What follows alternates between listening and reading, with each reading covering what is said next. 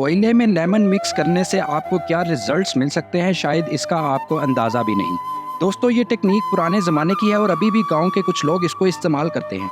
आपने करना क्या है कि एक कोयले को लेकर उसको अच्छी तरह पीस लेना है और उस पिसे हुए कोयले में आपने एक लेमन मिक्स कर देना है और ये लेमन मिक्स करने के बाद इसका अच्छी तरह से पेस्ट बना ले।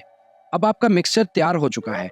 अब आपने कोई भी ऐसा बर्तन लेना है जो कि आग से खाना बनाने के बाद काला हो चुका है। ये मिक्सचर जब आप उसके ऊपर डालेंगे, आपको जोर लगाने की भी ज़रूरत नहीं पड़ेगी और चंद ही सेकंड्स में आपका एल्युमिनियम का वो बर्तन बिल्कुल साफ़ हो जाएगा। अब आपने करना क्या है कि ये टिप आजमाने के बाद आपने कमेंट्स में मुझे ज़रूर रिप्लाई करना है।